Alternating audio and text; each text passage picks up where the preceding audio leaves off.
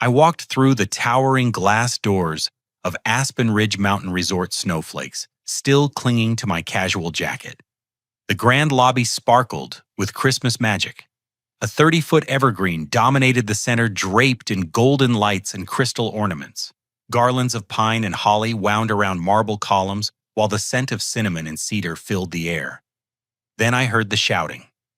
"Get us the owner right now!" A familiar voice boomed across the polished floors.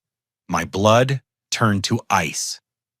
There, beside the mahogany registration desk, stood my father, Harold Roosevelt, in his expensive wool coat, jabbing his finger at our manager, Sarah.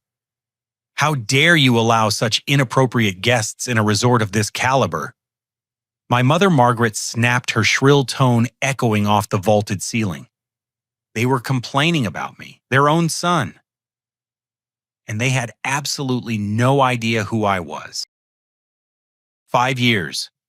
5 long years since I had last seen Harold and Margaret Roosevelt, and they looked exactly the same.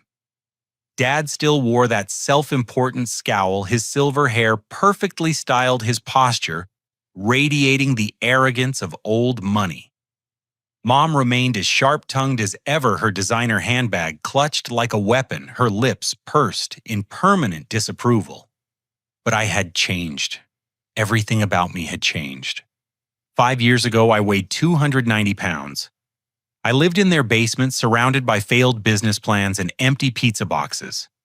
Every morning, I would climb those creaky wooden stairs to face another day of their disappointment. Harold would look at me over his morning newspaper and shake his head. "Duke, you're an embarrassment to the Roosevelt name," he would say, never lowering the paper. "No respectable family would want to associate with us while you look like that." Margaret was worse. She would hide my existence during dinner parties, telling guests I was traveling for business, when I was actually upstairs listening to the laughter and clinking glasses below. When country club friends asked about their children, she would mention my sister Catherine in medical school, but never me. "We only have one child," she would say when pressed. "Duke isn't ready for public presentation yet." The breaking point came during their annual Christmas party. 200 of their closest friends filled our family estate, and I had been explicitly forbidden from leaving the basement. But I was hungry, and I thought I could slip into the kitchen unnoticed. I was wrong. Harold found me making a sandwich. His face turned crimson with rage. "What are you doing up here?" he hissed, grabbing my arm so hard it bruised. "Do you want to humiliate us in front of everyone?" "I just wanted something to eat, Dad," I whispered, but he was already dragging me toward the basement door. "You are dead to us." Margaret had said that night, her voice cold as the December wind outside. "Dead to us until you become someone worthy of our name. Until you prove you deserve to be called our son." Those words echoed in my mind as I watched them now, 5 years later, in the lobby of my own resort. They truly did not recognize me. The transformation was that complete. I had lost 120 pounds through relentless discipline and exercise. Where once I had soft, rounded features, I now carried the lean build of someone who climbed mountains for pleasure. My hair was no longer the unkempt mess of a defeated man, but styled with the confidence of success. Most importantly, I carried myself differently. Gone was the slouched posture of shame, replaced by the straight spine of someone who had built something remarkable. From across the marble expanse, I watched them terrorize our front desk clerk, Emma. She was only 19, working her way through college, and their verbal assault was making her hands shake as she tried to process their demands. "This young lady clearly doesn't understand who we are," Harold was saying to Sarah, our manager. "We are Harold and Margaret Roosevelt of the Connecticut Roosevelts. We expect immediate resolution to this problem." The problem, of course, was me. Standing there in jeans and a casual jacket, I apparently did not meet their standards for the clientele of a luxury mountain resort. The irony was suffocating. Sarah, to her credit, remained professionally calm. Sir, I understand your concerns, but all of our guests have equal rights to enjoy the resort facilities. Equal rights. Margaret's voice climbed higher. We paid $15,000 for the Christmas package. We should not have to share space with whatever discount customer wandered in off the street. I felt the familiar burn of their disapproval, the same sensation that had driven me to disappear 5 years ago. But now it was mixed with something else. Anger. Not just at their treatment of me, but at how they were treating Emma and Sarah. These were good people, hard-working people who deserved respect. My assistant Brad appeared at my elbow, his tablet in hand. "Mr. Roosevelt," he said quietly, "we have a situation. Jonathan Walsh just arrived." My stomach dropped. Walsh was the most influential food critic in the country, known for surprise visits that could make or break a resort's reputation. His reviews in Luxury Travel Weekly were followed religiously by the wealthy elite who comprised our primary customer base. "He's demanding immediate accommodation," Brad continued. "Says he's here for an unannounced review." I glanced back at my parents, who were now berating Emma for her insolence in suggesting they lower their voices. The timing could not have been worse. My resort's reputation hung in the balance, and my biological family was creating exactly the kind of scene that could destroy everything I had built. "Handle Walsh personally," I told Brad. "Presidential suite, full amenities, whatever he needs. And Brad, not a word about who I am." As Brad hurried away, I turned back to the confrontation. Margaret had now moved closer to Emma, her voice dripping with condescension. "Little girl, do you have any idea who you are speaking to? My husband serves on the boards of 3 major corporations. We could have you fired with a single phone call." That was it. I started walking toward them. The situation exploded into chaos faster than I could have imagined. As I approached the registration desk, the front doors burst open, and our head chef Carlos rushed in his white coat, splattered with something that looked disturbingly like soot. "Sarah," he called out, his usual calm demeanor completely shattered. "We have an emergency in the kitchen. The main prep station caught fire. The Christmas Eve dinner for 200 guests. I don't know how we're going to manage it." My parents turned toward the commotion with the predatory interest of sharks sensing blood in the water. "A fire in the kitchen?" Harold said loudly. "What kind of establishment are you running here?" Before Sarah could respond, Margaret spotted something that caught her attention. Across the lobby, a woman in an elegant red dress was examining the jewelry display in our gift boutique. The woman wore a stunning diamond necklace that sparkled under the chandelier lights. "That necklace," Margaret said suddenly, her voice sharp with accusation. "I know that necklace. It belongs to Patricia Whitman from the country club. How did this woman get Patricia's jewelry?" She marched across the lobby with the determination of a general leading a charge. Harold followed, sensing drama. I watched in horror as my mother confronted the innocent guest. "Excuse me," Margaret said loudly, her voice carrying across the entire lobby. "That necklace you're wearing was stolen from my dear friend Patricia Whitman. I'm calling security immediately." The woman looked up in confusion. "I'm sorry, what this necklace belonged to my grandmother. I have the insurance papers right here in my purse." "Don't lie to me," Margaret snapped. "I've seen Patricia wear that exact piece dozens of times. Hotel security. This woman is wearing stolen jewelry." Other guests began to stare. The woman's face flushed red with embarrassment and anger. "How dare you accuse me of theft? I'll have you know I'm a federal judge, and this kind of harassment is completely unacceptable." Just then, as if the universe had decided to test every limit of my patience, the front doors opened again. This time it was a local news crew from Channel 7 arriving to film their annual Christmas at Colorado's Luxury Resorts segment. The cameraman immediately began filming, capturing Margaret's loud accusations and the judge's indignant response. "Are we recording?" the reporter asked her cameraman. "This looks like a story developing right here." Brad reappeared at my side, his face pale. Duke Walsh is getting impatient. He's asking about the disturbance in the lobby, and there's more bad news. The fire department is here about the kitchen incident. They might shut us down for the holiday. I felt the walls closing in. 5 years of building this resort, creating a place where people were treated with dignity and respect. And it was all about to crumble because my parents could not control their entitled behavior for 5 minutes. But it got worse. Emma, still shaken from my parents' earlier assault, was trying to help another guest when Margaret returned from her confrontation with the judge. "You," Margaret said, pointing an accusing finger at the young clerk. "I specifically told you to get your manager to remove that inappropriate guest." She gestured toward me. "Instead, you've allowed jewelry thieves to roam freely through the lobby. What kind of training do you people receive?" "Ma'am," Emma said softly, "I was helping another guest, and the woman you accused is actually a federal judge." She showed me her identification and the insurance papers for the necklace. "Don't talk back to me," Margaret shrieked, her voice carrying clearly to the news camera. "I demand to speak to the owner of this establishment immediately." Harold stepped up beside his wife. "My wife is absolutely correct. We've encountered nothing but incompetence since we arrived. First, you allow riffraff in the lobby." He gestured dismissively toward me. "Then you fail to address obvious criminal activity. We're considering legal action against this entire operation."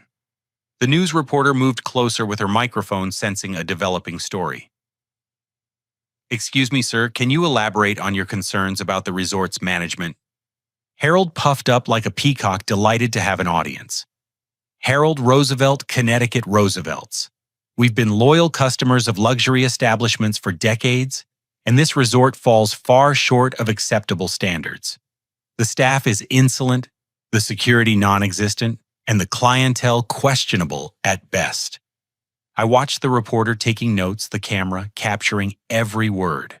Jonathan Walsh had emerged from his suite and was observing the chaos from the mezzanine level, his own phone out, recording everything. My parents were systematically destroying my resort's reputation on live television, and they had no idea they were talking about their own son's business. Sarah approached me, her professionalism cracking under the strain. "Duke, I don't know what to do. Your parents are creating a scene that's being broadcast. Walsh is threatening to leave the kitchen. Crisis needs immediate attention. And now we have fire department inspectors demanding to speak with the owner." I looked around the lobby that I had designed with such care. Every detail reflected my vision of hospitality done right. The warm lighting, the comfortable seating areas, the art from local Colorado artists on the walls. This was supposed to be a place where people felt welcomed and valued regardless of their background or appearance. And then I watched my mother do something that changed everything. Emma was explaining resort policy to another guest when Margaret walked up behind her. Without warning, without any provocation beyond her own entitlement and rage, Margaret raised her hand and slapped Emma across the face. The sharp crack of the slap echoed through the lobby like a gunshot. Emma stumbled backward, her hand flying to her cheek, tears immediately springing to her eyes. The entire lobby fell silent except for the whir of the news camera capturing every second. "That is," Margaret said coldly, "is for your insolence. Perhaps now you'll understand the proper way to address your betters." I felt something snap inside me. Emma was not just an employee. She was the first person I had hired when I opened the resort. She was a hard-working college student who sent half her paycheck home to help her disabled mother. She had never been anything but kind, professional, and dedicated. And my mother had just assaulted her on camera. The time for hiding was over. The slap echoed in my mind like thunder. Emma stood frozen, her cheek bright red tears threatening to spill over her lower lashes. Around the lobby, guests stared in shock. The news camera captured everything, the red recording light, a constant reminder that this moment would be broadcast across Colorado. I knew Emma's story. When I first opened the resort 3 years ago, she was 17 and desperate for work. Her mother had been in a car accident that left her permanently disabled, and Emma was the sole provider for their small family. She worked 2 jobs while finishing high school, saving every penny for community college tuition. The day she interviewed with me, she wore a borrowed dress and shoes that were clearly too big. But her eyes held something I recognized: the determination of someone who had been knocked down by life and refused to stay there. I hired her on the spot, not because I needed another front desk clerk, but because I saw myself in her struggle. Now she stood there humiliated and hurt, while my mother smirked with satisfaction. Harold stepped up beside his wife. "Perhaps that will teach you some respect," he said loudly. "Service industry workers need to understand their place." The federal judge who had been accused of theft was now standing with several other guests, their faces showing a mixture of outrage and disgust. The news reporter moved closer, clearly recognizing that she had stumbled onto something much bigger than a holiday resort story. "Did you just witness an assault?" she asked one of the guests, who nodded vigorously. That woman struck a hotel employee for no reason. The judge said, her voice carrying the authority of the courtroom. "I'm a federal judge, and I've never seen such appalling behavior in a public establishment." Margaret turned toward the judge with renewed venom. "Oh, please. You're probably not even a real judge. First you steal jewelry, now you're impersonating a federal officer. Someone call the police and have this woman arrested." That was when Jonathan Walsh stepped forward. I had hoped to avoid his attention during this crisis, but there was no hiding from it now. The most powerful food critic in America had witnessed everything, and his expression was one of fascination rather than disgust. "Excuse me," Walsh said, approaching Harold with his phone still recording. "Jonathan Walsh, Luxury Travel Weekly. I'm here reviewing this resort, and I have to say, this is the most interesting customer behavior I've ever witnessed. Can you tell me what prompted you to strike that young employee?" Harold's chest swelled with pride at being recognized by a famous critic. "Mr. Walsh, of course we're familiar with your work. You'll want to note in your review that this establishment has serious staffing issues. That girl was completely insolent to my wife and myself. Sometimes firm correction is necessary." "Firm correction." Walsh repeated, his eyebrows rising. "You consider physical assault of service workers to be appropriate behavior?" Margaret jumped in before Harold could answer. "Mr. Walsh, you don't understand the full situation. We're Harold and Margaret Roosevelt, Connecticut Roosevelts. We've been patrons of luxury establishments worldwide. This resort has allowed completely inappropriate guests to mingle with paying customers." She gestured toward me. "That man there, for instance, is clearly not resort material." I felt every eye in the lobby turn toward me. The moment I had been dreading for 5 years had arrived. But as I looked at Emma's tear-stained face, at Sarah's desperate expression, at the news camera recording my parents' cruelty for the world to see, I realized something important. I was no longer the broken, defeated man who had lived in their basement. I was Duke Roosevelt, owner of a $25 million resort empire. I employed over 200 people who depended on me for their livelihoods. I had built something beautiful and meaningful, and I would not let my parents destroy it. Carlos appeared beside me, having dealt with the immediate kitchen crisis. "Boss," he whispered, "the fire damage is minor. We can handle tonight's dinner, but you need to know something else. Your parents have been making comments about the staff, racist comments about me, about Maria from housekeeping. The other employees are getting upset." My jaw tightened. It was one thing for my parents to attack me. I had survived their abuse for 32 years. But I would not let them terrorize the people who had become my real family. Brad returned with more bad news. Walsh is asking pointed questions about management's response to the situation. He wants to know if assault of employees is normally tolerated here. "Duke, we need to do something before this gets any worse." The news reporter had moved closer, interviewing guests about what they had witnessed. The federal judge was giving a statement about the assault she had seen. Other guests were sharing their observations about my parents' behavior. "I've never seen such entitled, abusive conduct," one elderly gentleman was saying. "They've been terrorizing the staff since they arrived." "That poor girl," a woman added, nodding toward Emma. "All she did was try to explain hotel policy. No one deserves to be struck like that." Margaret overheard the interviews and became even more agitated. "Lies," she shouted at the reporter. "These people are obviously plants. No legitimate guest would side with insolent staff over paying customers." Harold grabbed my arm as I started to move toward Emma. His grip was strong, aggressive, meant to intimidate. "You," he said loudly, "need to learn your place. This is a private matter between the Roosevelt family and resort management. Walk away before we have you arrested for harassment." The irony was overwhelming. My father was threatening to have me arrested for harassment in my own resort. The news camera captured his aggressive stance, his threatening posture towards someone he believed to be a random guest. "Harold, I said quietly, "you might want to remove your hand." "Don't tell me what to do." He snarled, his grip tightening. "Do you know who I am? I could buy and sell you 10 times over. I could have this entire resort shut down with one phone call." Around us, the situation continued to escalate. Margaret was now arguing with the fire department inspector, demanding to know why he was harassing a resort where she was paying top dollar for accommodations. Emma was being comforted by Sarah, but I could see the professional smile was gone from my manager's face, replaced by protective anger. Jonathan Walsh moved through the chaos like a predator, recording everything, taking notes, clearly recognizing that he had stumbled onto a story much bigger than a simple resort review. The breaking point came when Margaret spotted Emma receiving comfort from Sarah.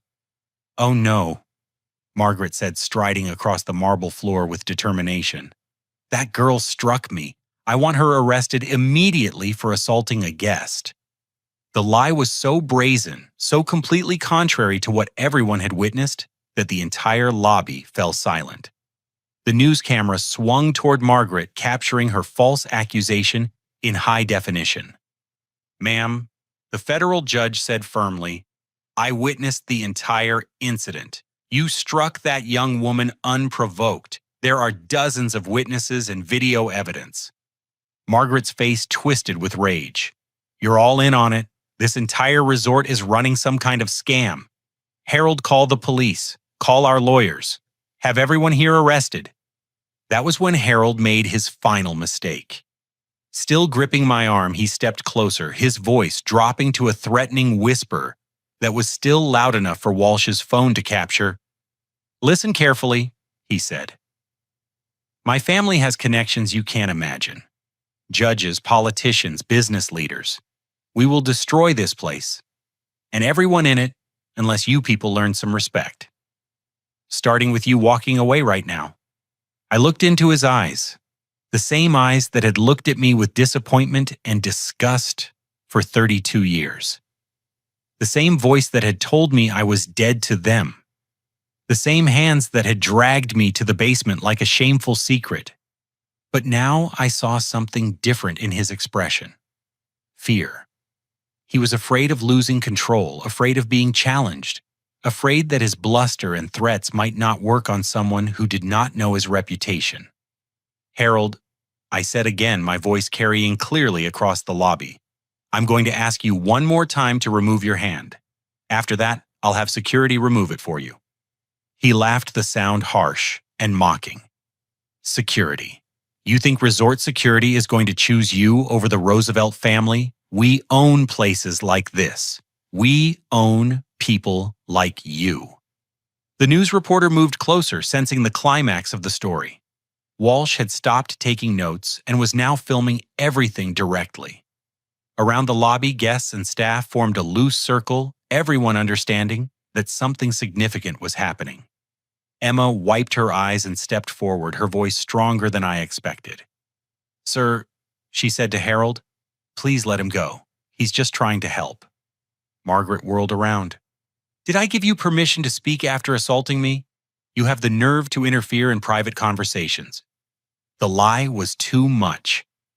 The judge stepped forward, her voice carrying the authority of her position. Ma'am, stop this immediately. You assaulted that young woman, and now you're making false accusations. This behavior is completely unacceptable. How dare you? Margaret shrieked. Harold, do something. These people are ganging up on us. Harold's grip on my arm tightened painfully. All right, he said loudly. Everyone back away. My wife and I are paying guests, and we will not tolerate this harassment any longer. Security, get over here and arrest this man for assault. The security guards approached slowly, clearly uncertain about the situation.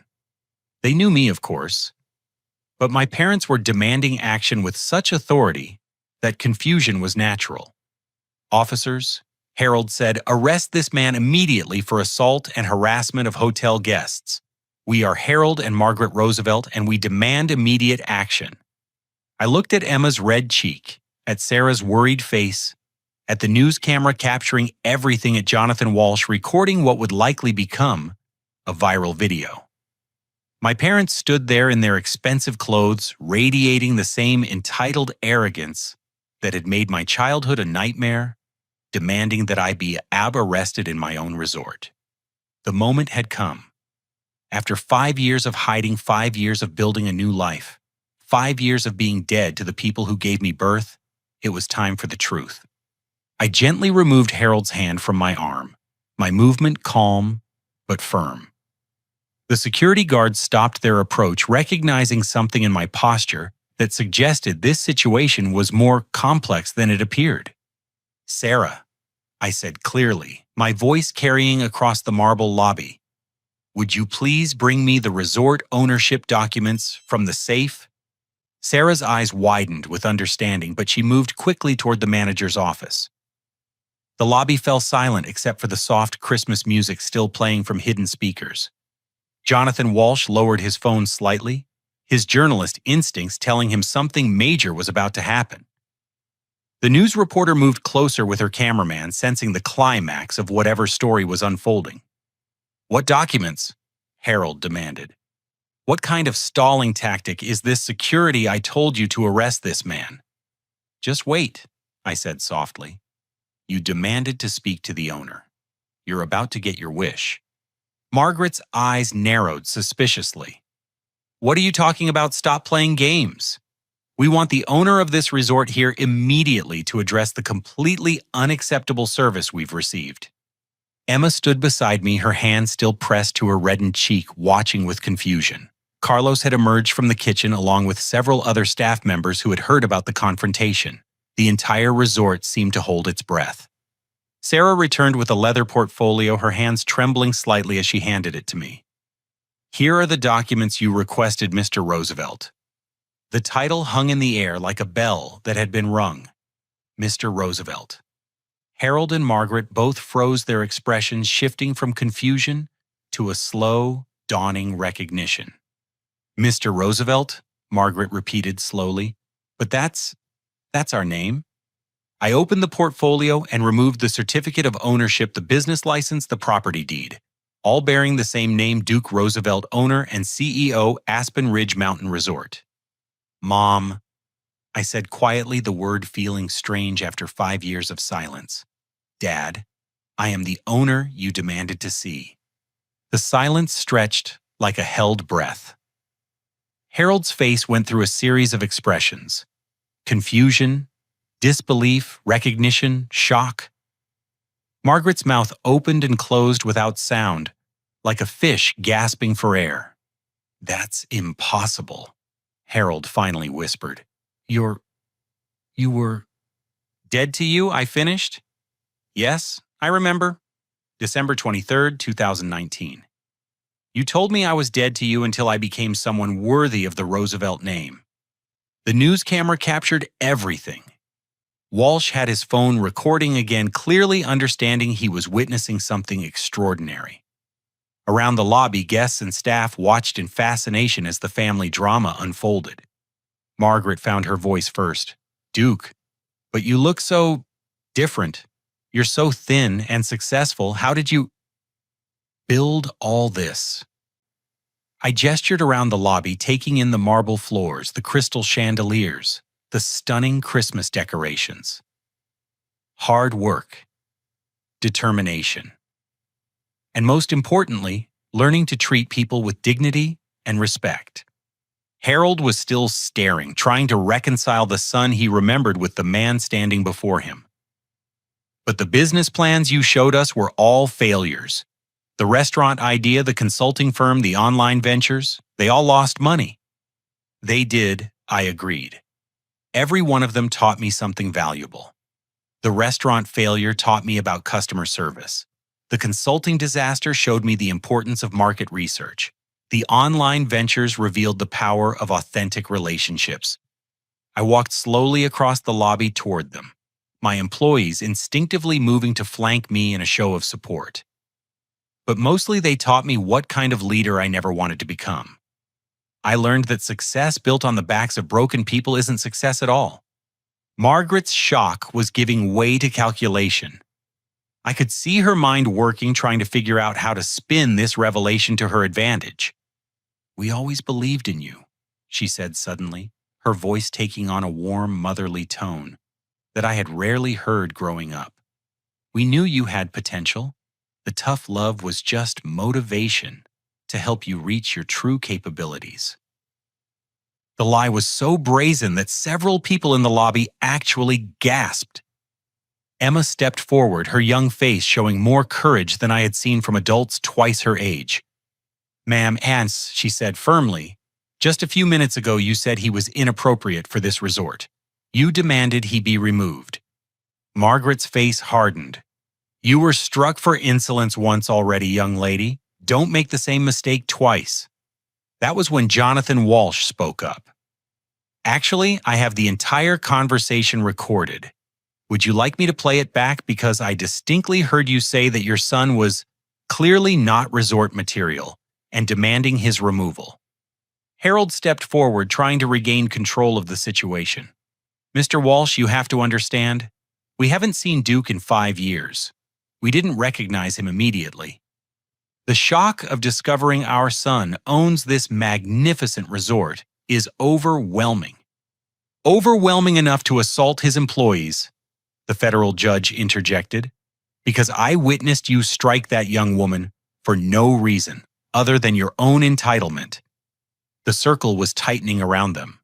Margaret looked around the lobby, taking in the faces of guests and staff, all watching with expressions ranging from disgust to fascination. The news camera continued rolling, capturing every word for the evening broadcast. "Duke." Harold said, his voice taking on a pleading tone I had never heard before. "Surely you understand that this is all a misunderstanding? We're family. We need to discuss this privately, away from all these strangers." "Strangers," I repeated. "These people aren't strangers, Dad. They're my family, real family. The kind that doesn't require you to earn love through weight loss or financial success." Sarah stepped up beside me. "Duke gave me a chance when I was a single mother with no hotel management experience.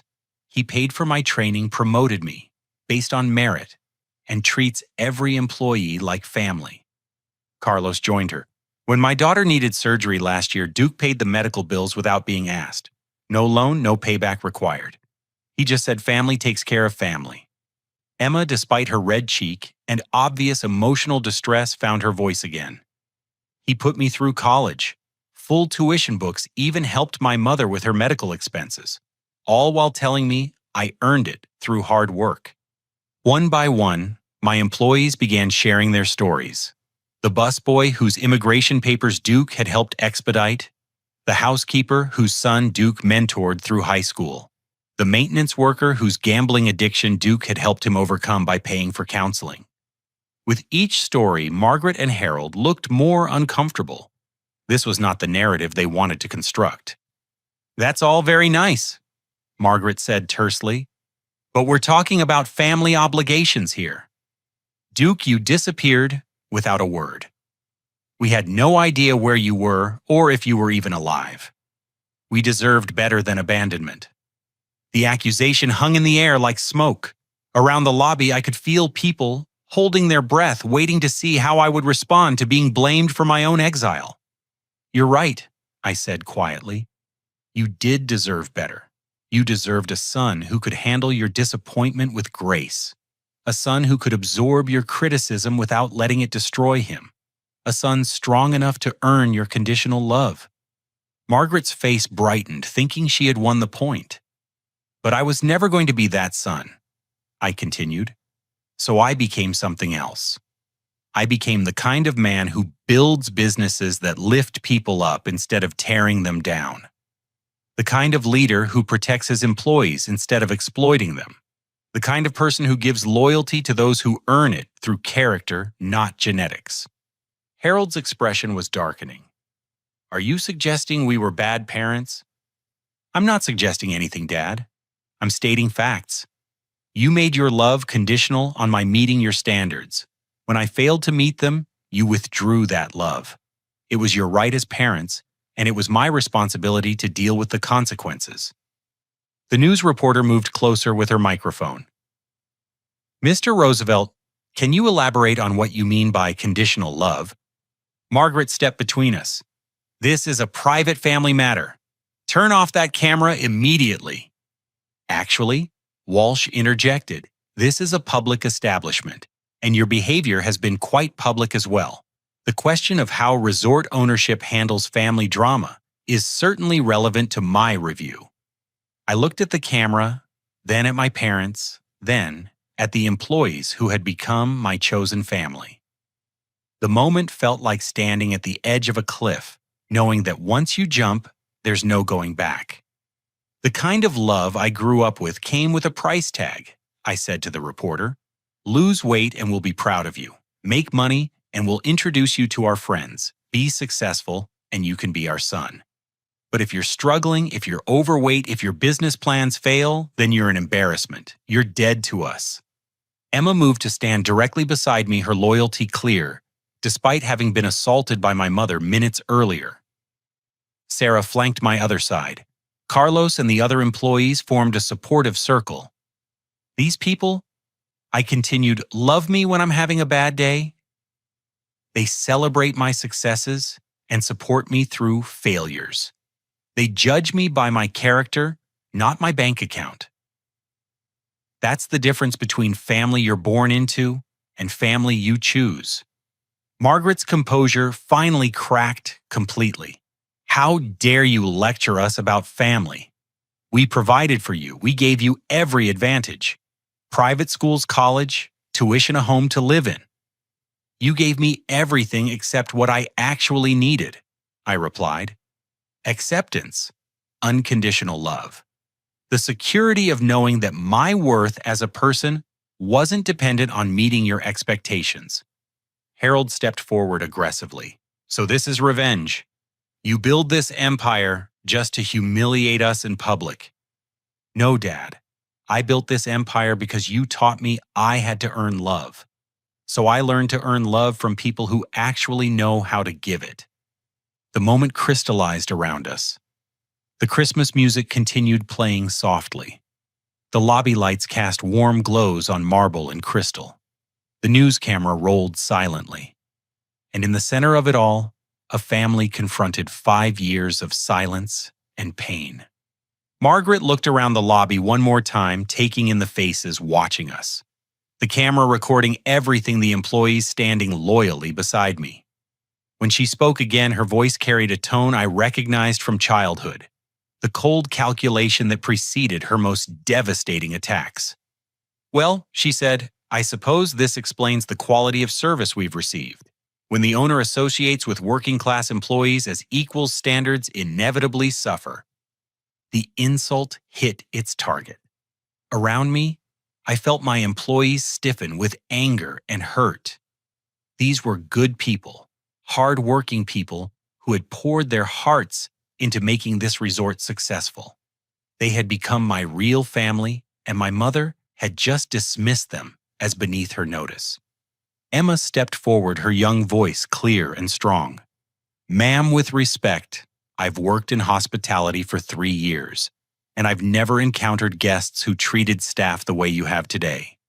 Margaret turned on her with renewed venom. "And I've never encountered such insolence from service workers. Duke, if you allow this girl to speak to paying guests this way, you'll destroy your reputation entirely." That was when she made her ultimate demand. "Choose," Margaret said, her voice carrying the same cold authority I remembered from childhood. "Choose right now between your real family and these employees who are just using you for money. Fire this insolent girl immediately, or we'll expose you as a fraud to everyone we know. We'll tell the world that Duke Roosevelt is so desperate for acceptance that he surrounds himself with people he pays to pretend they care about him." The ultimatum hung in the air like a blade. Around the lobby, everyone understood that this was the moment everything would be decided. My employees, my parents, the guests, the reporter Jonathan Walsh, all waiting to see what I would choose. Harold nodded approvingly. "Your mother is absolutely right. You can have a relationship with your family, or you can continue this charade of playing boss to the help. But you cannot have both." I looked at Emma's red cheek, then at Sarah's protective stance, then at Carlos and the others who had stood by me. I thought about the 5 years I had spent building something meaningful, creating a place where people were valued for who they were, not what they could provide. Then I looked at my parents, still radiating the same cold entitlement that had driven me away in the first place. "You're right," I said quietly. "I do have to choose." The lobby fell into absolute silence. Even the soft Christmas music seemed to fade as everyone waited for my decision. Margaret stood with her arms crossed, confident in her ultimatum. Harold nodded approvingly beside her, certain that blood would prove thicker than water.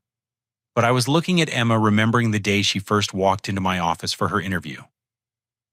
17 years old, wearing a borrowed dress and shoes that were clearly too big, but carrying herself with quiet dignity, despite her circumstances. She had never asked for special treatment, never used her difficult situation as an excuse for anything less than excellence. I thought about Sarah, who had taken a chance on an unknown resort owner and helped me build something special from nothing. Carlos, who stayed up until midnight perfecting recipes for our Christmas menu. Every employee standing around me had chosen to be here, had chosen to believe in what we were building together. Then I looked at my parents. 5 years of silence, 5 years of building a successful business, 5 years of proving myself worthy of the Roosevelt name. And their first response upon discovering my success was to demand that I fire the employee they had assaulted. Nothing had changed. They still believed love should be conditional, that relationships were transactions, that people's worth was determined by their social status. "You're absolutely right," I said, my voice carrying clearly across the marble floor. "I do have to choose between my real family and people who are using me." Margaret smiled triumphantly. "Good. Now about this girl's immediate termination?" "Emma stays," I said firmly. "You leave." The words hit the lobby like a physical impact. Margaret's smile vanished instantly. Harold's face went through confusion, disbelief, and then rage. "What did you say?" Margaret whispered. "I said Emma stays. You leave. Security will escort you from the property, and you are banned from returning." "You cannot be serious," Harold sputtered. "We are your parents, your flesh and blood. You would choose employees over family?" I walked slowly across the lobby until I stood directly in front of them. When I spoke, my voice was calm, measured, and absolutely final. "You are not my family," I said. "You are people who share my DNA. Family is what you build with people who love you unconditionally, who support you through failures as well as successes, who treat others with kindness and respect." I gestured toward my employees. "These people are my family. They've stood by me, worked beside me, helped me become someone I'm proud to be. You spent 32 years telling me I wasn't good enough to be your son. They spent 3 years proving I was good enough to be their friend. Margaret's composure cracked completely. After everything we've done for you, we paid for your education, we provided for you. You provided for me the same way someone provides for a pet, I replied. Food, shelter, basic necessities, but you never provided what a child actually needs. Unconditional love acceptance, the security of knowing you're valued for who you are, not what you achieve. Harold stepped forward, his face flushed with anger. This is ridiculous. You're being manipulated by people who work for you. Of course they're nice to you. You sign their paychecks. Emma stepped forward, her voice stronger than I had heard it all day. Sir, with respect, I've been offered better-paying jobs at other resorts. I stay here because Duke treats us like human beings.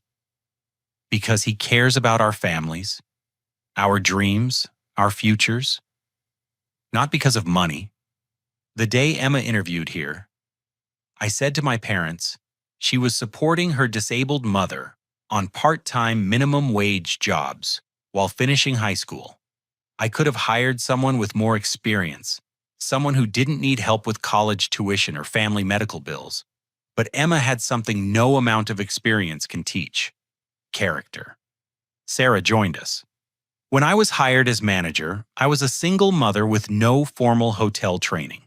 Duke invested in my education, supported my career growth, and never once made me feel like I owed him anything beyond honest work. Carlos stepped forward as well.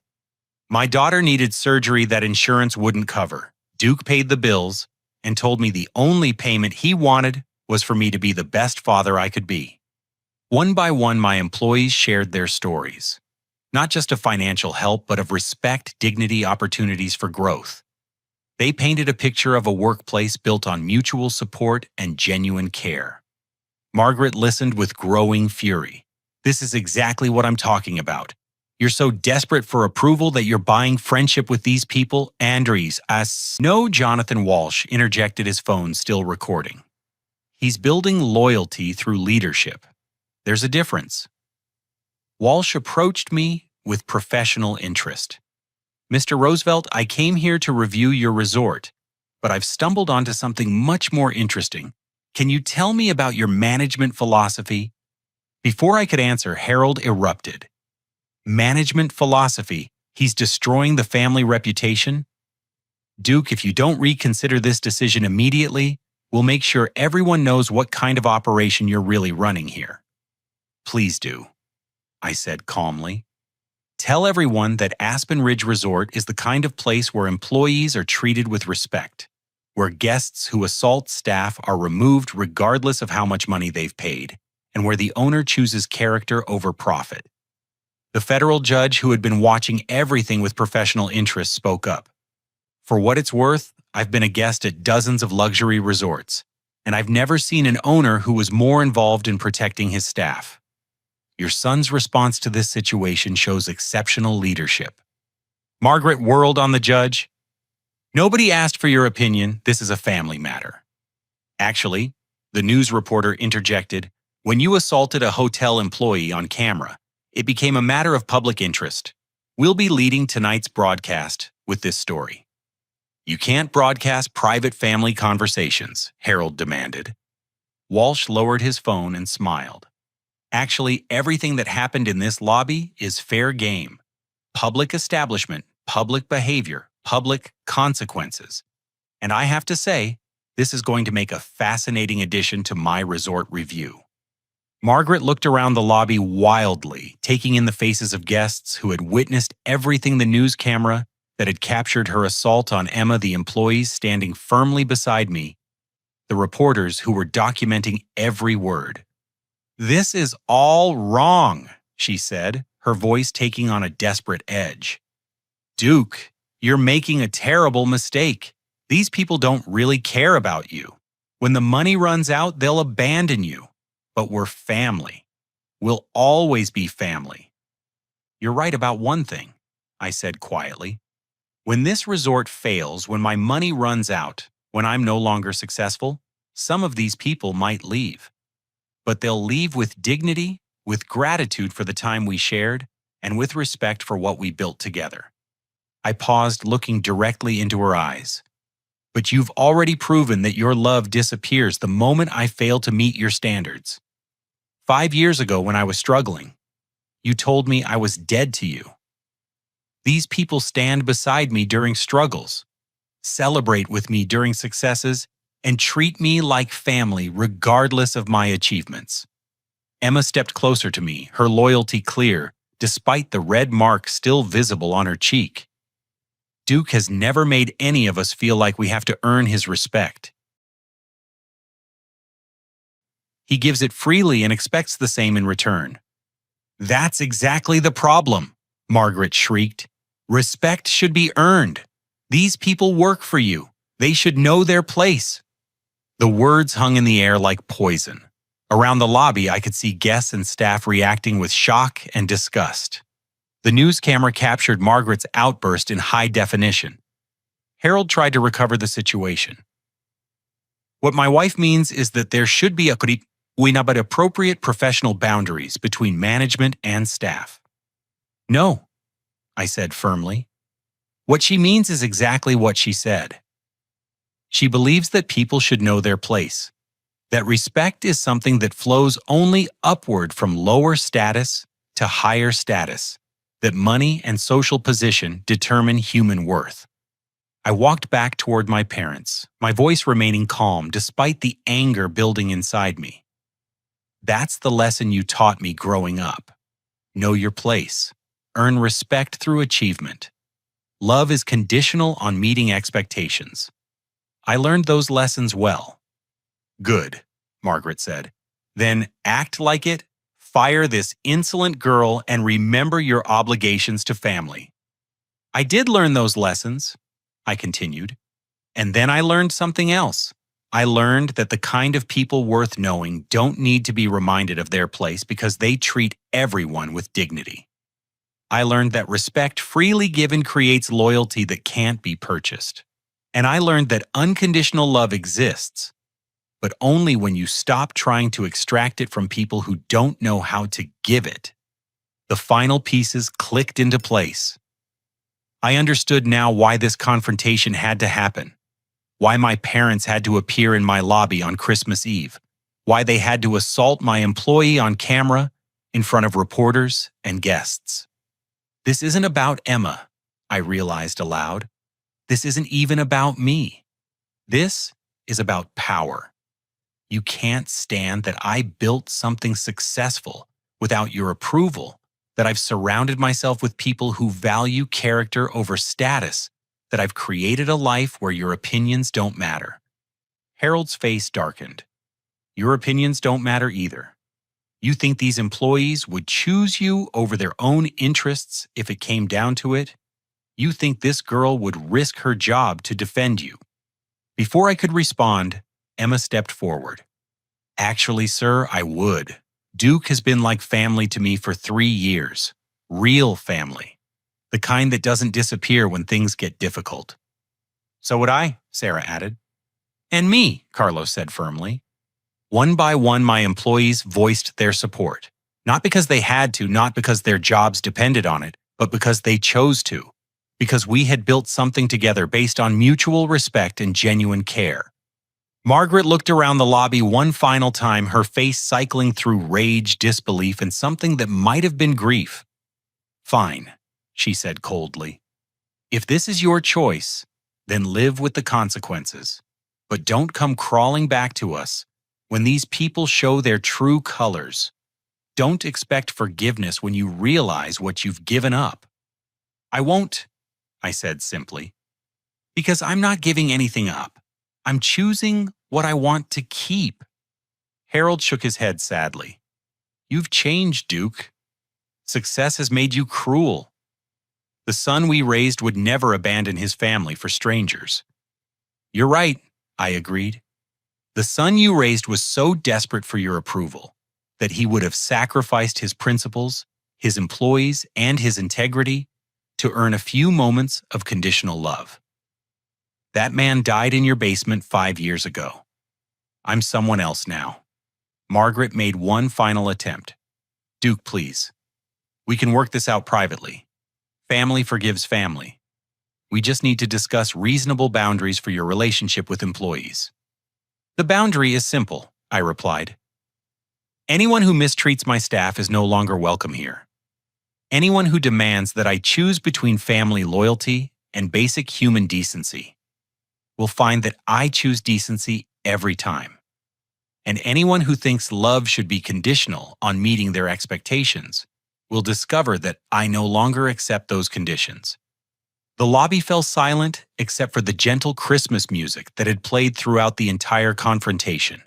Margaret and Harold stood alone in the center of the marble floor, isolated by their own choices, surrounded by people who had witnessed their behavior and found it wanting. Walsh approached them with his phone still recording. "Mr. and Mrs. Roosevelt, would you like to make a statement for my review of the resort?" Margaret drew herself up with whatever dignity remained. "We have nothing to say to you. This establishment has lost our business permanently." "Actually," Walsh replied with a slight smile, "I think you've given me more material than I could have hoped for. My review will be very thorough." The security guards approached quietly, professionally. "Mr. and Mrs. Roosevelt, we need to escort you from the property now." As my parents walked toward the exit, Margaret turned back one final time. "Duke, when these people inevitably disappoint you, remember this moment. Remember what you chose to throw away." I promised. "I'll remember the moment I chose dignity over dysfunction character, over genetics, and unconditional love over emotional manipulation. It'll be one of my happiest memories." The glass doors closed behind them, leaving them standing in the falling snow, outside the resort they would never enter again. The lobby felt different after my parents left. Lighter somehow, as if a dark cloud had lifted and allowed the Christmas spirit to shine through. The warm glow of the tree lights, the gentle scent of pine and cinnamon, the soft holiday music. Everything seemed more vivid, more real. But before I could fully process what had just happened, the glass doors opened again. This time it was my grandmother, Elizabeth Roosevelt, stepping carefully through the entrance, her silver cane tapping against the marble floor. At 92, she still carried herself with the quiet dignity that had made her my sanctuary during childhood. "Grandma Liz," I said, hardly believing my eyes. "What are you doing here?" She moved slowly across the lobby, her sharp blue eyes taking in the assembled crowd, the news camera, the employees still gathered protectively around me. A small smile played at the corners of her mouth. "I was watching through the windows," she said, her voice still strong despite her age. "Quite a performance your parents put on. I'm proud of you, my dear boy." I walked quickly to embrace her, feeling the familiar comfort of her lavender perfume and soft wool coat. "Grandma, I had no idea you were coming for Christmas." "I wanted to surprise my successful grandson," she said, patting my cheek gently. "The one who built this beautiful place through hard work and kindness. The one his parents have been bragging about to their friends while pretending he doesn't exist." Margaret and Harold were visible through the glass doors, standing in the snow, looking confused and angry. Elizabeth glanced in their direction and shook her head sadly. "I've spent 5 years listening to them tell everyone about their successful son, who owns a luxury resort in Colorado," she continued. "Meanwhile, they've also spent 5 years telling me you were ungrateful and selfish for disappearing without a word." Jonathan Walsh approached with obvious interest. "Mrs. Roosevelt, I presume I'm Jonathan Walsh from Luxury Travel Weekly. I'd love to include your perspective in my review." "Of course, dear," Elizabeth said graciously. "But first I have something to share with my grandson." She reached into her purse and produced a thick legal envelope. "Duke, I want you to know that I changed my will last year. Everything goes to you. The Connecticut estate, the trust funds, the investment portfolio, all of it." Harold's face was pressed against the glass door, clearly trying to read his mother's lips. Margaret stood beside him, gesticulating wildly, apparently demanding that he do something. "Grandma," I said quietly, "you don't need to." "Oh, but I do," she interrupted. "Your parents spent 60 years believing that money was the source of power in our family. They thought controlling the inheritance meant controlling everyone's behavior. Time they learned otherwise. She turned to address the lobby, her voice carrying clearly. My grandson built this resort through his own effort, his own vision, his own character. He didn't need family money, family connections, or family approval. He needed what I gave him as a child. Unconditional love and the belief that he could become whoever he chose to be. Emma stepped forward shyly. Ma'am, I just want you to know that Duke is the most generous, ethical boss I've ever worked for. He treats all of us like family. Real family, Elizabeth corrected gently. The kind that doesn't require you to earn love through achievements. I can see that in how you all stood by him when his parents demanded he choose between them and you. Sarah joined the conversation. Mrs. Roosevelt Duke has created something special here. Not just a successful business, but a community. People don't work for him. They work with him. That's the boy I raised, Elizabeth said proudly. I remember when he was 12 years old. He spent his allowance buying Christmas presents for the housekeeping staff at our estate. His parents were mortified, said it wasn't appropriate to treat employees like family. But Duke understood something they never did. That treating people with dignity costs nothing and returns everything. Walsh was taking notes rapidly. This is fascinating family history. Mrs. Roosevelt, can you elaborate on the family dynamics that led to this confrontation? Elizabeth settled into one of the comfortable lobby chairs, clearly prepared to tell the full story. Harold and Margaret are good people in many ways, but they never understood the difference between conditional and unconditional love. They believed children should earn parental approval through achievement. Duke spent 32 years trying to meet standards that kept shifting every time he got close to them. Carlos brought Elizabeth a cup of tea, which she accepted with genuine gratitude. Thank you, young man. That's exactly what I mean. Simple kindness offered and received gracefully. Outside, Harold was now pounding on the glass doors while Margaret stood beside him making threatening gestures toward the security guards. The scene was almost comical in its desperation. They're not bad people.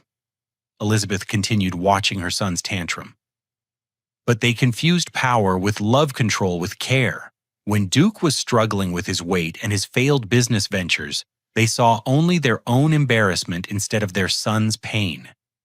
The federal judge who had been quietly observing everything approached our group.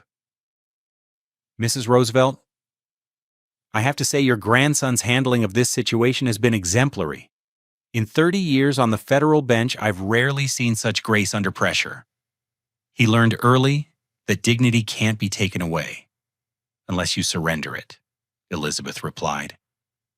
His parents tried to strip it from him for years, but it only made him stronger. The news reporter moved closer with her cameraman. Mrs. Roosevelt, what message do you hope comes from this story? Elizabeth thought carefully before answering. That families are made, not born.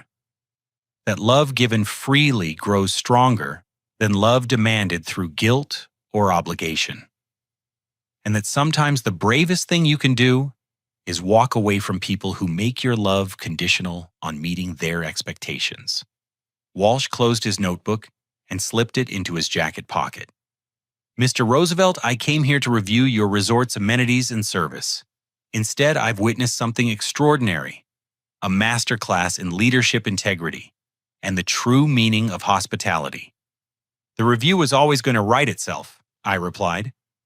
This resort succeeds because we treat people the way we want to be treated. Today just happened to be a very public demonstration of that philosophy. Indeed it was, Walsh agreed. I'll be recommending Aspen Ridge Resort not just for its luxury amenities, but as an example of what hospitality looks like when it's built on genuine respect for human dignity. Emma's replacement shift arrived, allowing her to take a break, to ice her cheek, and process everything that had happened. As she prepared to leave, she stopped beside me. Duke, I just want to say thank you. Not just for standing up for me today, but for creating a place where people like me can build careers with dignity. My mother always told me that how people treat you when they don't have to tell you everything about their character. You've proven that every day for 3 years. Emma. I said seriously, you've earned every opportunity you've received here. Your character, your work ethic, your loyalty. Those aren't gifts I gave you. Those are qualities you brought with you that first day you walked into my office. As Emma headed upstairs to rest, Carlos approached with news about the kitchen situation. Boss, the fire damage was minimal. We're back to full capacity for tonight's Christmas Eve dinner. The staff is actually more motivated than ever after what they witnessed today. Good, I said. Let's make sure our guests have the Christmas Eve they deserve. Elizabeth reached over and took my hand. Duke, dear, there's something else I need to tell you. Your parents have been using my money to maintain their lifestyle for the past 5 years. The country club memberships, the luxury vacations, the expensive clothes, all funded by advances on their inheritance. I looked toward the glass doors where Harold and Margaret were still arguing with security guards who were clearly explaining that they could not re-enter the building. They're going to face some difficult adjustments, Elizabeth continued. The trust fund distributions end immediately, and they'll need to find a way to support themselves that doesn't involve family money. Grandma, that seems harsh. No, dear boy, that's accountability. They've spent 60 years believing that money excuses bad behavior, that social status justifies treating others poorly. Time they learn to live like the rest of us, through their own effort and character. Walsh was preparing to leave, but he stopped to shake my hand. Mr. Roosevelt, this has been the most enlightening resort visit of my career. My review will run in next month's issue, but I'm also recommending you as a speaker for our annual Hospitality Leadership Conference. I'd be honored, I replied. One final question, Walsh said. Do you have any regrets about the choice you made today? I looked around the lobby at my employees who had stood by me, at my grandmother, who had always believed in me, at the guests who had witnessed integrity in action, at the beautiful resort we had built together through mutual respect and hard work. Only one Bonins, I said. I regret that it took me 32 years to understand that some people will never love you the way you need to be loved, and that's not your fault. It's just information about what kind of relationship is possible.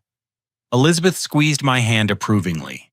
That's wisdom that will serve you well, my dear. Outside, Harold made one final attempt to re-enter the building, but the security guards remained firm. Margaret threw what appeared to be a tantrum in the parking lot before getting into their rental car. As they drove away into the snowy Colorado evening, I felt something I hadn't experienced in years. Peace. Not the temporary satisfaction of proving them wrong, not the hollow victory of financial success, but the deep peace that comes from knowing you've chosen your values over your fears, your principles, over other people's approval. Well, Elizabeth said, watching their car disappear down the mountain road, that was quite a Christmas Eve gift. Now shall we see about that dinner you mentioned? I haven't had a proper family Christmas in years. As we walked toward the dining room together, surrounded by the employees who had become my chosen family, I realized that Harold and Margaret had given me exactly what I needed. Not their love, which had always been conditional anyway, but their absence, which finally allowed room for genuine love to flourish. The Christmas tree lights twinkled behind us, and for the first time in 5 years, everything felt exactly as it should be. Christmas Eve dinner at Aspen Ridge Resort became something magical that none of us had planned. What started as a formal holiday meal for 200 guests evolved into a celebration of family chosen and born that brought together everyone whose lives had been touched by the day's extraordinary events. Elizabeth sat at the head table beside me, regaling nearby guests with stories of my childhood determination and kindness. The federal judge joined our table along with Jonathan Walsh, who had decided to extend his stay to experience the resort's full Christmas program. Duke Anskin checks. Elizabeth said during the main course, I want you to know how proud your grandfather would have been of the man you've become. He always said that character is what you do when no one important is watching. But today you showed character when everyone was watching. Emma returned for the dinner service. The redness in her cheek faded, but her confidence stronger than ever.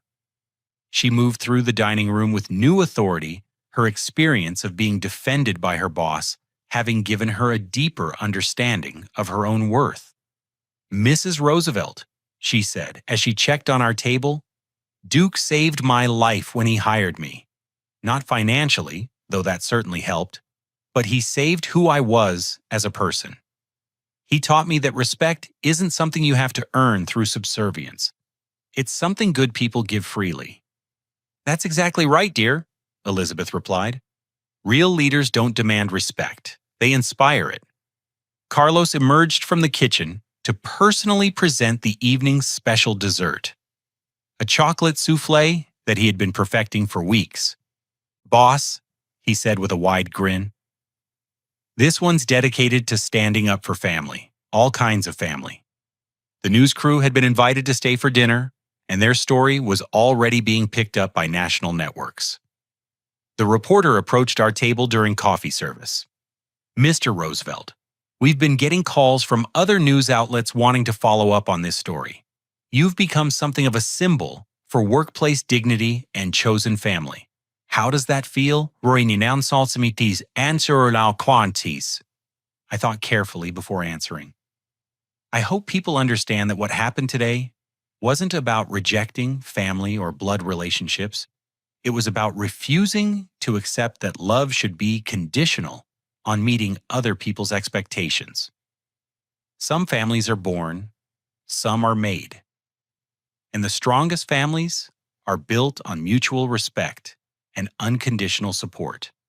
Walsh leaned forward with interest. "Speaking of which, I've had preliminary conversations with several other resort owners who want to adopt your employee-first policies. You may have started a movement in the hospitality industry." "Good," I said simply. "Business success built on the backs of broken people isn't really success. It's just exploitation with better marketing." As dinner wound down, Sarah approached with a special announcement. "Everyone, we have a surprise addition to tonight's program. Mrs. Elizabeth Roosevelt has agreed to share some family stories by the Christmas tree." We gathered in the lobby around the magnificent evergreen that had been the backdrop for the day's drama. Elizabeth settled into the same chair where she had earlier revealed the change to her will, but now the atmosphere was one of warmth and celebration. 50 years ago, she began, "My late husband and I started a Christmas tradition. Every year we would ask each family member to share something they were grateful for, something they were proud of, and something they were looking forward to. Duke, would you start us off?" I stood beside the Christmas tree where my parents had demanded my removal just hours earlier. The same lights that had illuminated their anger now cast a warm glow over faces filled with genuine affection and respect. "I'm grateful for the lesson my parents taught me today," I said, which drew surprised looks from several people. "They reminded me that the love I've built with all of you is real because it's freely given, not demanded through guilt or obligation. I'm proud that when tested, I chose dignity over convenience, character over compromise. And I'm looking forward to building even stronger relationships with the people who have chosen to be part of this family." Emma stepped forward next. "I'm grateful for a boss who protected me when I couldn't protect myself. I'm proud that I found the courage to speak up when it mattered. And I'm looking forward to using my education, which Duke made possible, to become the kind of leader who creates opportunities for others." One by one, employees and guests shared their thoughts. Sarah spoke about the pride of working for a company with genuine values. Carlos talked about his daughter's recovery and his gratitude for a workplace that treated his family crisis as a shared concern. Even the federal judge participated, expressing gratitude for witnessing leadership and integrity in action. "This has been extraordinary," Walsh said when his turn came. "I'm grateful for discovering that exceptional hospitality still exists in a world that often prioritizes profit over people. I'm proud to be documenting a story that I believe will inspire positive change in our industry. And I'm looking forward to the ripple effect this will have on how businesses think about employee relationships." Elizabeth went last, her voice strong despite her years. I'm grateful that my grandson found the courage to walk away from conditional love and build something better. I'm proud that the boy I raised to value character over status became a man who proves those values under pressure. And I'm looking forward to spending my remaining years surrounded by people who understand that family is about love, not genetics. As the evening drew to a close, Walsh pulled me aside for a final conversation. Duke, I want you to know that my review will be unlike anything I've ever written. This isn't just about luxury amenities or exceptional service. This is about what happens when business is conducted with genuine integrity. What kind of impact do you think the story will have? I asked. Honestly, I think you've started something bigger than you realize. Social media is already picking up the story. Chosen family and conditional love are trending on multiple platforms. People are sharing their own stories about choosing dignity over dysfunction, about finding real family among coworkers and friends. He showed me his phone, where hundreds of comments were pouring in on the news coverage. Stories of people who had walked away from toxic family relationships, employees whose bosses had stood up for them, individuals who had found genuine acceptance among chosen families. The hospitality industry is watching this closely, Walsh continued. Several major chains have already contacted me asking about implementing similar employee-first policies. You may have accidentally revolutionized how we think about workplace relationships. As guests began retiring to their rooms, my core staff gathered for a final debrief of the extraordinary day. We sat in a circle near the Christmas tree, the same spot where the morning's confrontation had unfolded. I want all of you to know, I said, that what happened today changed nothing about how I see you, but it changed everything about how confident I am in the relationships we've built. When my parents demanded that I choose between them and you, it wasn't really a choice. You've proven your loyalty and character over years of working together. They've proven today that their love came with conditions I could no longer meet. Emma spoke up quietly. Duke, when your mom slapped me, I was scared and hurt. But when you stood up for me, when you chose to protect me over preserving your relationship with them, I understood something important. Real family doesn't ask you to choose between them and your principles. Well, that's exactly right, Sarah added. A good parent, a good family member would have been proud of you for building this place, proud of how you treat people. They would never have asked you to compromise your values to preserve their comfort. Carlos nodded thoughtfully. My own parents taught me that family is about supporting each other's growth, not controlling each other's choices. What your parents demanded today wasn't family loyalty. It was emotional manipulation. Elizabeth, who had been listening quietly, spoke up from her chair. Duke, dear, there's something I want you to understand. Your parents' inability to love you unconditionally isn't a reflection of your worth. It's a reflection of their limitations. You spent 32 years trying to earn something they were never capable of giving. But these people, she gestured around the circle, love you not because they have to, not because you pay them, but because of who you are when no one is forcing you to be anything else. That's the difference between conditional and unconditional love. As the evening finally ended and everyone prepared to head home or to their rooms, I found myself standing alone beside the Christmas tree. The lobby was quiet now. The crisis of the day resolved. The family I had chosen safely gathered around me. My phone buzzed with a text message.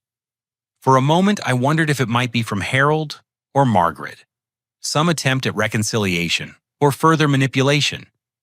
Instead, it was from Brad sending me screenshots of social media posts about the day's events. Boss, he had written, you might want to see this. Aspen Ridge family is trending. People are calling what you did choosing dignity. Bookings are up 300% for next year. But more importantly, other businesses are asking how they can create the same kind of workplace culture. I scrolled through dozens of posts. Employees at other companies sharing stories of bosses who had stood up for them. adult children celebrating their decisions to build chosen families after toxic biological relationships, business leaders committing to treat their staff with greater dignity and respect. But the post that meant the most was from Emma, posted just minutes ago. Today, my boss chose me over his own parents when they demanded he fire me for their bad behavior. Not because he had to, not because it was easy, but because it was right. This is what real family looks like. This is what unconditional love means. Grateful to work for a man who proves every day that character matters more than genetics. Chosen family, Aspen Ridge family. The post already had hundreds of likes and comments from people sharing their own stories of chosen family and workplace dignity. I turned off my phone and looked around the lobby one more time. Tomorrow would bring new challenges, new opportunities to live up to the values we had defended today. But tonight, surrounded by the quiet satisfaction of choices made with integrity, I felt something I had never experienced before. Complete peace with who I had become and the family I had chosen. My journey from the broken, desperate man living in my parents' basement to the confident leader standing in my own resort lobby had been long and difficult. But every struggle, every failure, every moment of doubt had led to this. A life built on mutual respect, unconditional love, and the understanding that the most important family relationships are the ones we choose to cultivate with people who see our worth without conditions. Harold and Margaret Roosevelt had given me everything I needed after all. Not their love, which had always come with strings attached, but their absence, which finally gave me room to build something better. The Christmas tree lights reflected off the marble floors, casting gentle patterns of light and shadow throughout the lobby. Tomorrow, this would be a busy hotel lobby, again filled with guests and staff, and the ordinary business of hospitality.